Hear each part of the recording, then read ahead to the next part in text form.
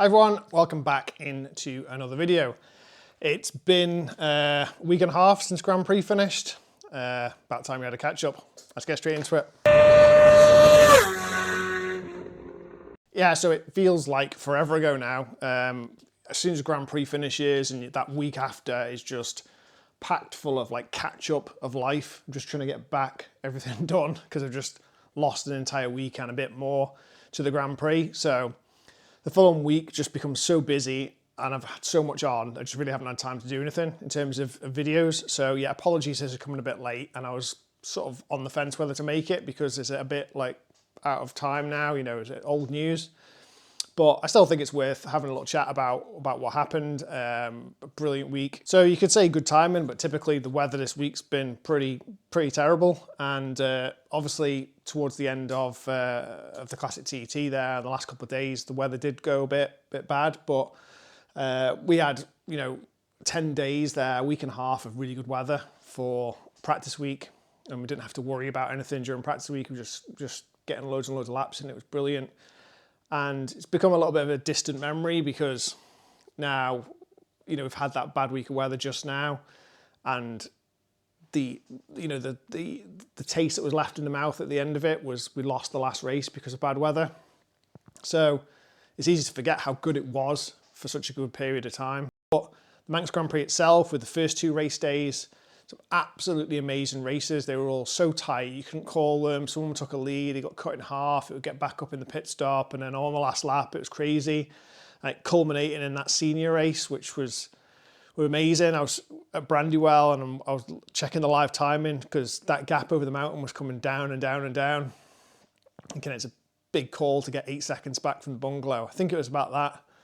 And then the gap at Cronknamona, and then obviously winning the race by half a second or whatever it was. And yeah, I can only imagine how that would have felt. Yeah, brilliant. Like the races were brilliant, but the thing for us, which stood out more than anything else, is we had 4 Manx Grand Prix races, two twins race, and 2 Super Sport. Well, Super Sport and a senior, however they're wording it now. 4 races packed full of really, really good riders, loads of newcomers.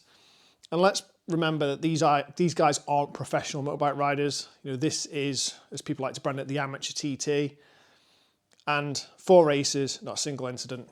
We didn't have to go to a single incident for the entire 4 races. And that is just a testament to the preparation that the riders put in, the way they're riding within themselves, but they're still riding fast. To be have 4 or 5 members of the Tommy Club over, for you guys who don't know, the Tommy Club after Tommy Clucas. It's a thing that Martin Bullock kind of devised, where I'm not sure exactly on the numbers, at 30, I think it might be 30 people who are going to get into it, who've done 120 in a race at the Manx Grand Prix, and you become part of the Tommy Club. I think there's only 3 or 4 spaces left before it's cut off, but there was 4 or 5 riders who got into it during Manx Grand Prix, so they weren't going slow.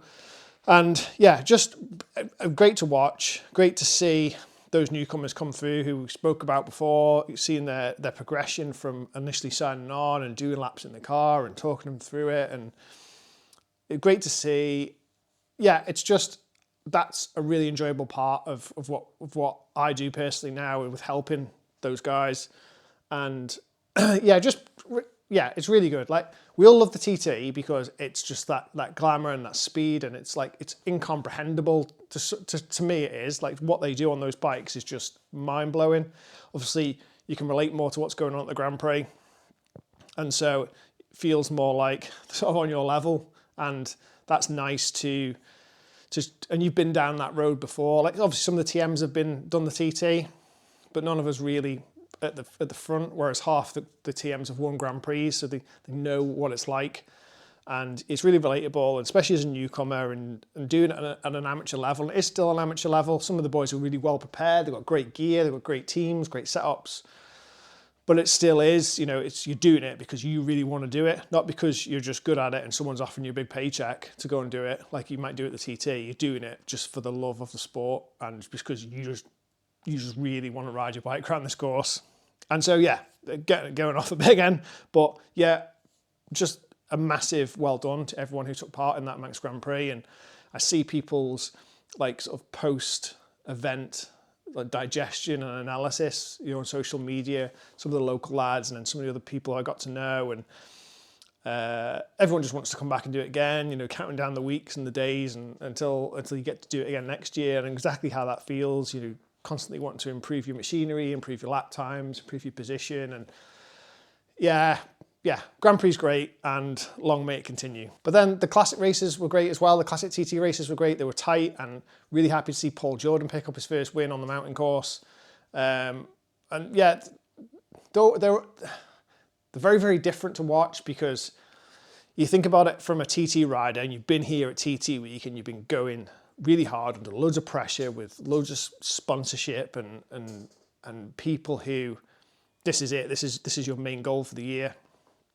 And when those riders come to the classic TT, it's, the way I describe it, it's a bit like when you go to Goodwood and you see the Goodwood Revival. It's a little bit like that, because you're riding old bikes and they're still racing and they still want to win. Of course they do, but it's way more relaxed, and there's just a different atmosphere around it all, and that's nice to see as well. It's nice to you see a bit more of the personality of the riders, because they're not under that constant pressure of just have to perform. And yeah, some great racing in that as well. And personally for me, it's nice. It's not so much about the great racing that comes with those classes. It's the bikes and the smells and the sounds that just take me back to being a kid when I used to watch my dad race classic bikes, and being in that paddock. And as soon as you smell it, whether it's the 2 strokes or the 4 strokes, as soon as you smell those old bikes, it just takes you straight back. And like you can't buy that feeling you get when you sort of get transported back to being a kid in that atmosphere where it was very exciting but also a little bit scary, loud noises and fast things. And yeah, it's like that's where the bug bites for like a lot of us, going through that. And yeah, I still really enjoy that. It's a really, really good part of it. But yeah, a shame, obviously we lost that race at the end. Everyone wanted to see how that was going to go, and it would have been nice to get the full race distance as well. And I feel really sorry for the teams and the riders as well, but the teams, so much work and effort goes into getting those bikes ready and getting them ready to race on the last day, and it didn't happen. But yeah, you know what? Like, what can you do? What can you do? It's the weather just didn't play ball for the whole thing. But we had a week and a half of great weather where it didn't didn't hamper us at all, and then it just caught us out at the end a little bit. So yeah, bit of a shame. But all in all, I think we'll agree it was a great couple of weeks. So somebody made a comment about the announcement that was made this last week about the new sports bike class that's coming to the TT. And if you go back a few months, and I was talking about what kind of bikes new class could come in, and my idea of what it should have been and what's happened aren't the same. But, you could see where I was thinking that we needed to do something. And yeah, so they've gone TT rules, and in terms of classes and what they want to have out there, they're trying to tie it in more to be in line with BSB and World Championship, because it makes it easy for everybody to be on the same page rather than the TT separating itself from what happens on short circuits and everyone needing bespoke machinery just to do the TT, cost-wise, and even like the way you relate to it as a spectator when you see stuff on the telly at BSB or World Superbikes every week, and you can then see these same machines then come into the Isle of Man and doing what they do. It's nice to have that, that connection rather than just it being something completely separate. So understand how that's gone that way. But the sports bike class, everything stays the same. Super Sport's going to go a little bit onto the next gen stuff. So obviously it's gone that way anyway with the Ducatis coming in and things like that. We kind of know about that. But the lightweight TT, as it is with the Super Twins, really, the patents, the Kawasaki's, the Yamahas have come in recently with the R7. Like Hickman was doing really well on them last year, but obviously this year, but it didn't get really a chance to do it. But that's got potential. But now you're letting things in like that Suzuki GSX 8R, another twin, and then the triples like the Triumph, the Daytona's at 660, I think it is. There's loads of stuff going on, but it opens it up now, so you can obviously have twins and triples. And I don't know if anybody will run one, but that Honda Hornet, which is the 4-cylinder, so you could have twins, triples, and 4 cylinders all in the same race. And there's going to be a couple of other bikes in there too that are eligible, but whether anyone will bring one, I don't know. But yeah, they're going to run them alongside the traditional Super Twins, because the Super Twins are a twin as well as the Suzuki will be. So you're just going to have more variety in that class. Well, we hope there will be. If you think now, if you're like at a British Championship level, there's no lightweight race, there's no Super Twins race. So people are building these bikes specifically ready to go road racing, and that's fine. But if you can take somebody who's like a British Championship running in the sports bike class on their Triumph or their Suzuki, and then they can use that then to come and race a TT as well with the same bike, it just makes it way more simpler. And yeah, I think it's a good thing, and it's great to have variety and hopefully a bigger field as well, because like we said before, there's nothing worse than you having races that just don't have full fields, especially around here where it takes so long to do a lap. So yeah, just a quick summary there of how the sports bike class is going to fit in and come in for next year for the TT. Everything else really remained the same with Superbike, Super Stock, and then Super Sport, the next gen bikes coming in. But yeah, just a little summary of how that all going to fit in for next year. That's pretty much all I really wanted to talk about on this one. Just a bit of a summary about what happened at Grand Prix, and then just talking a little bit about that class next year for TT. People asking what's next now. To be honest, there's not a lot going on. Kind of have a little eye on Macau because it's like the last road race of the year.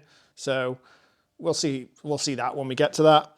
But the bikes have gone back now. And yeah, we'll just drop into that winter window of, looking back at the year. But obviously with the channel now going separating away just from the TM job and going more about just general bikes, I've got a list of really good ideas and some really, really, really good videos that we can make over the winter. So if you followed the old channel, you'll know that during winter, there's not really anything to talk about and there's no content. And for all of you guys who want to watch it, at least this winter, there's going to be more and more stuff coming. I'm doing my best to try and make at least one every couple of weeks. Again, got some really good ideas, and people have been sending me comments in the last video about why don't you do something about this, why don't you do something about that. So continue to put those ideas below, because you're giving me ideas on stuff to make, and all we're doing is making stuff that you want to watch, and that's the whole point of this. As long as you lot want to watch it, I'll make it, and if you don't, I won't. It's that simple. So yeah, let me know what you'd like to know, or ideas about what we could do, and we'll try and put as many of them into practice as possible. But yeah, that's it for this one. Just a quick one. Thanks again to everybody who's joined onto the new channel. Thanks for everyone who's come up and spoke to me and everything at the Grand Prix to do with the new channel and to do with just the videos in general. The support's great, the feedback's great, and it's just really interesting that you all want to watch it. And as long as you do, we'll make it. So yeah, I'll leave that for now, and I've got one coming up, hopefully in the next week or two, a really, really good one, and it won't be in here for a change. So I look forward to that one. I think you'll enjoy it. See you in the next one.